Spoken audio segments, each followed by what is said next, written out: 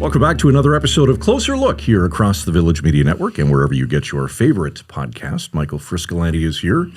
As always, I'm Scott Sexsmith. Good to be back. It's Monday. All set to go. Yeah, all set to go. We're going to talk tariffs again. Oh, man. It's the gift that keeps on giving, but not in a good way. Yeah, you know, we left on Friday. Hope everyone got to watch Michael Garcia, the CEO of Algoma Steel, talk about the uncertainty around that company and the uncertainty that industry, that his company's feeling is all over the country, different industries feeling the pressure because there is this looming deadline where, you know, President Trump is saying that on August 1st, we're going to know what the new deal is, right? What the tariffs rates will be for various industries around the country. And there's just so much uncertainty around it. People just have no idea. And I feel like, what's today, the 21st of July? 21st, yeah. As the day ticks closer, it's just more and more angst and uncertainty. Yeah, and it makes you wonder. I mean, he changes his mind like, you know, most people change their socks.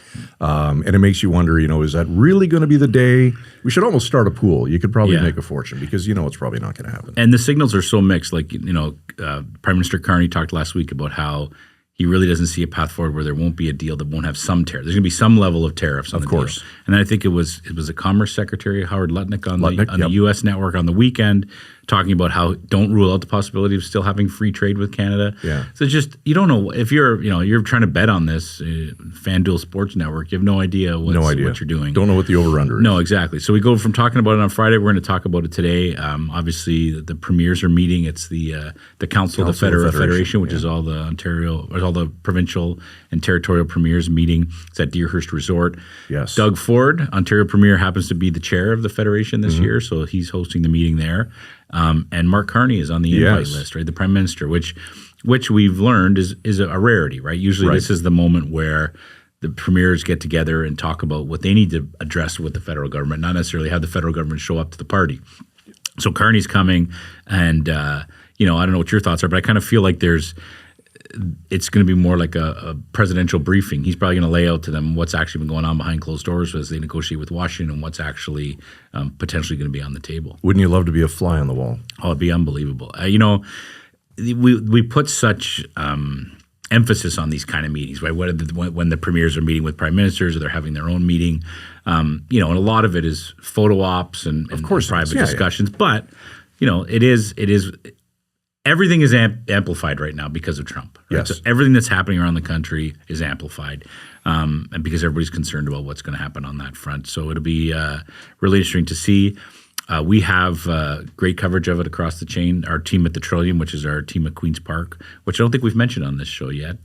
They're our crack team of journalists covering the Ontario legislature. They're the largest bureau of Queen's Park journalists. They are at the meeting. Jack Hauen is at Deerhurst Resort.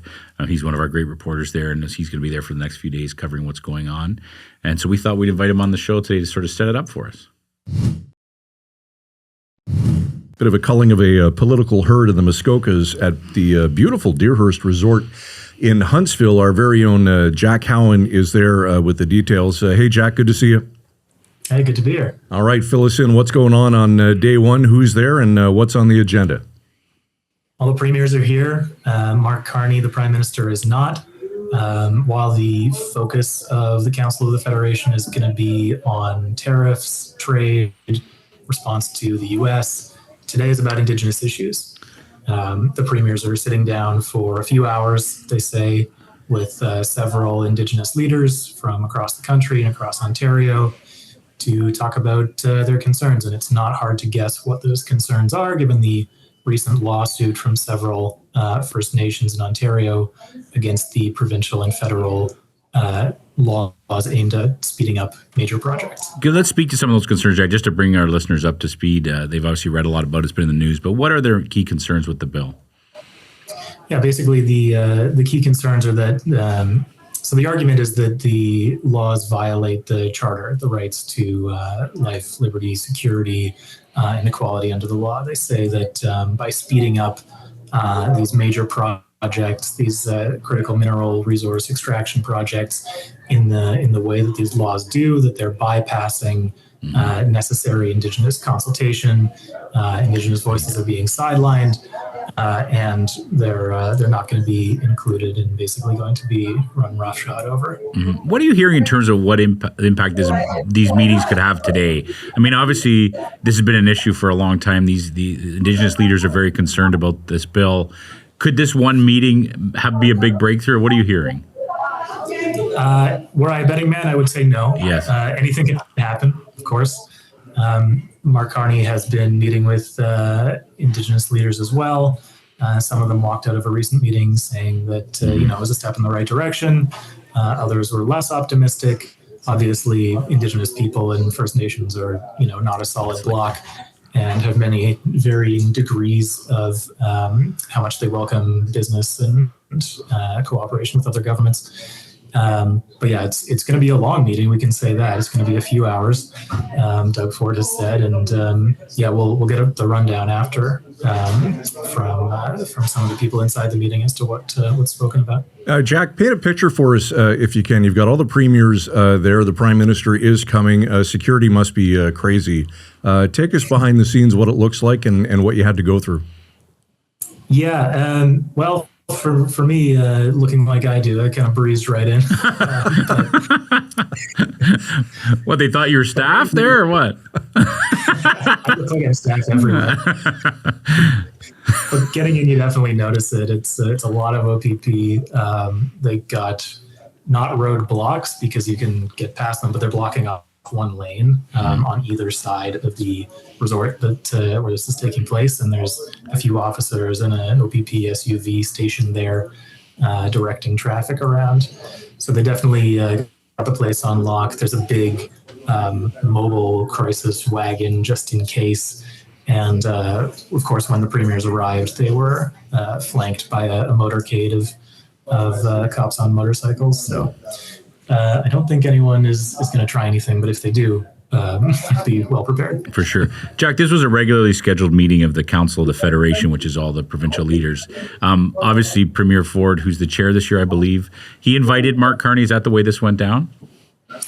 I don't know exactly whether it was Ford's invitation personally, but it is strange to have the Prime Minister at a Council of the Federation meeting. Mm-hmm. The Council of the Federation itself, despite its Star Trek name, is just the premiers of all the provinces and territories. And the Prime Minister is generally not invited because it generally functions as a wish list generating exercise for the premiers. They end it with a letter saying this is what we would like from the federal government, and we're all united in this front, and yada yada yada. So, it's honeymoon period for Carney with Canadians and with Premier Doug Ford, who has sung his praises at every opportunity. And obviously, everyone wants to present a united front in standing up to the man down south. I assume as well that people want to hear, the other premiers want to hear from Carney on where we are at with negotiations with U.S. President Donald Trump. Sort of an update, a briefing, I would assume, is going to be part of this meeting?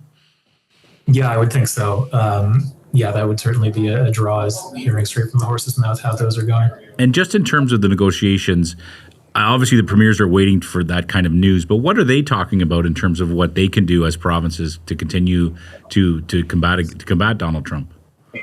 Yeah, everyone's got ideas. Ford has been banging the drum for months and months about getting rid of interprovincial trade barriers. His latest thing that he's been speaking about for the past couple of days is manufacturing steel I-beams here, manufacturing aluminum here, so that pop cans don't go down south and then back across the border, getting hit with tariffs every time.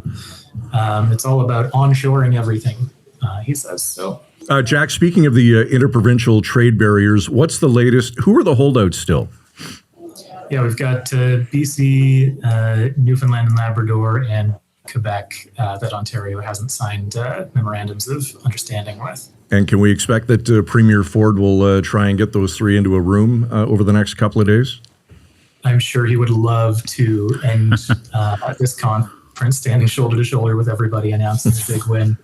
We'll see. Quebec is famously amenable to these types of Canada-wide agreements. Yeah, he's got a job. You've covered this issue closely about interprovincial trade barriers, and we've talked about it on the podcast as well. But can you give a sense, Jack, for how much that's actually going to make a difference if we break down all these barriers that politicians keep saying we're going to, or we should be breaking down? Yeah, I mean, different groups will have different opinions on that. More conservative, libertarian groups, groups like the Canadian Taxpayers Federation have been banging this drum for many years, of course, saying it'll lead to hundreds of millions of dollars in growth. More progressive groups like the CCPA say that it's essentially an exercise in going with the lowest common denominator in terms of safety standards and whatnot, and the actual impact won't be that big. So it seems like it's going to happen. Basically, both levels, provincial and federal, are quite on board. So I guess we'll find out in a decade or so. Exactly. We'll get you back on here in 2035 and make sure we go over that. Just so everybody knows, you're obviously with a lot of journalists nearby. That's probably what the noise is nearby. Lots of people mulling about, waiting for the next round of press conferences.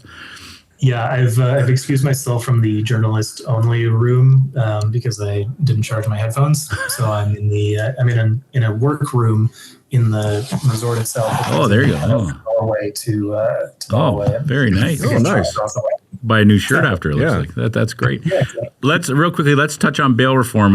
I think the Prime Minister talked a couple days ago about how this was something he was going to be talking to the premiers about, it, we presume, at this gathering. Bail reform is obviously a hot issue. We know our premier has talked all the time about wanting tougher judges and keeping criminals behind bars longer, especially even though they haven't been convicted. What's the chatter you're hearing there? Is that going to be an issue that's talked about this week?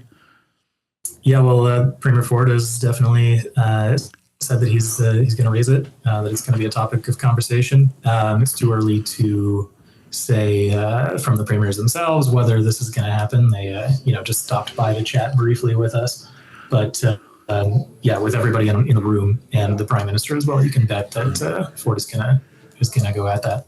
Can I ask one more dumb question? I think some of our listeners would want to know as well, who don't have the opportunity to cover these kinds of events like you do. What actually happens? What actually comes out of these? Do you find that when the premiers get together in the same room for a couple of days, that a lot of concrete things happen, or that they pretty much are back to normal after a few days? Yeah, concrete things almost never happen here, unless there's agreements that I don't know about. As I said before, usually at the end of it, it's a letter. It's a communique that says this is what we want from the feds, and this is what all of us agree on.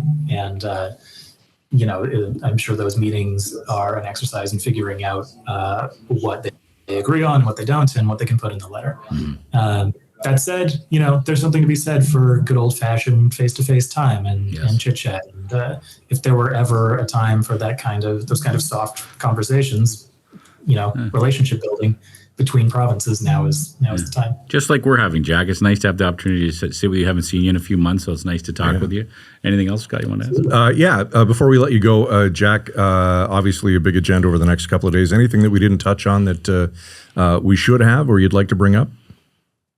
That's a good question. Well, across the way at a neighboring resort is the Canadian Health Coalition. It's a group of public health care advocates that are holding a shadow conference, as I think they're calling it, trying to get that on the agenda as well. The Ford government, for one, does not take what the Ontario Health Coalition has to say seriously and frequently derides it as an NDP-backed special interest group. But I attended their opening plenary this morning, and they were basically saying that the entire conversation right now from the leaders of every province and the prime ministers around trade and tariffs and how best to cut the budget and trim the fat and prop up industry and get Canada's industry going. And if that's the only conversation we're having, they say we're going to lose the things that we hold dear, like universal public health care, which is already being chipped away at, they say, in Ontario through these private clinics. So they're going to be rolling around in a cavalcade with signs and honking and whatnot tomorrow. And we'll see what the reaction is there. The premiers might want to try that move, just drive. But I was just going to ask you, they going to try to sneak through the bushes tonight to crash the party? they seemed very interested in respecting what the police had to say, I think, wisely this morning. So probably not, but we'll see. All right, there's the Trillium's Jack Hauen. Jack, thanks for this. Enjoy Deerhurst. It's a great spot. Remember, though, when you're traveling on the company dime, it's a 2-drink max. All right, well, I'm at the Holiday Inn Express, so it's a 5-drink max. Then. You got upgraded. Nice. That's right. Yeah. Thanks, Jack. Thank you, Jack. All right, Jack's a lovely guy. But did it not seem to you like he was sitting in a washroom stall? There was a moment when I was kind of looking, trying to figure out where is he sitting, and then I was waiting for the reach back to flush. Or finally, he showed us where he was. Right, but I've been there before. I mean, you're in an event where there's lots of journalists covering it, and there's a lot of hurry up and wait at these kind of events. Of course, right? there is. Yeah. So they're all sitting there, and then by the time this gets on the air, First Nations leaders will no doubt have spoken to reporters there about how they felt the meetings went. I'm sure that some of the premiers will talk about how they felt the meetings went. So they're all kind of sitting there waiting for this to come about. And I guess, like Jack said, he forgot his AirPods. He hadn't charged his AirPods, so he wanted to go somewhere quieter, but you could still hear people in the background. But there's a great buzz to these kind of events, and like them running around from microphone to microphone. Well, they all got a file, right? Yeah, so they all got a file something. Yeah, so and that's and just so our listeners and our viewers understand, this is kind of how we envision this new podcast of ours, right? We're trying to have on, key stakeholders, big newsmakers, but also our great journalists to talk about the work they're doing, the things they're covering. So this is one of those moments where, as we're planning out the show this morning, it was, well, this is the big news of the day. Yeah. And we're lucky to have an asset like Jack on the ground, seeing this thing in person and understand. I mean, this guy understands the issues that they're talking about as well as anyone. He does great reporting on it. So we hope that people are tuning in and watching and seeing that this is the kind of stuff we're going to have. And these are the kind of people you want to be hearing from. Like you said, Jack, you've spoken to Jack a lot in the past. He Dozens knows of times. Yeah. He does. He's great. He's great. Sharp as a tack. Deerhurst Resort, lovely spot. Have you been ever? I'm trying to remember if I have. I don't think I have. Great golf course there. Yeah? The Highlands. Well, don't you go there 3 times a year? You stay in the Penthouse Resort or That's something? Right. I'd be at the Holiday Inn Express with Jack. Jack, I know. And then you drive over to the golf course? That's right. Okay, tomorrow night on the program, you talk about tariffs and politics. Going to keep that theme going with Nate Erskine Smith, former federal housing minister under Justin Trudeau, and got snubbed when Carney took office. Yes, and he re-ran. Wasn't he going to not run and then ran for the Liberals and then was not chosen for cabinet? And he's been talking a lot lately about the Ontario Liberal leadership and Bonnie Crombie. He has some strong thoughts on that, so we're hopefully going to talk to him a little bit about his decision to come back as an MP, what he thinks of that decision now, and what he thinks the Liberal Party in Ontario should be doing. All right, it's going to be a great chat. Nate Erskine Smith tomorrow night on Closer Look. Okay, that's it for us tonight. Closer Look at villagemedia.ca. Any thoughts or comments? We'd love to hear from you. Facebook, Instagram, TikTok, YouTube, the Village Media Network, and of course, wherever you get your favorite podcast. For Michael Friscolanti, editor-in-chief here at Village Media, I'm Scott Sexsmith. Thanks for watching. We'll see you tomorrow night at 7 on Closer Look. Frisco and Scott's Wardrobe provided in part by Moores, Sault Ste. Marie.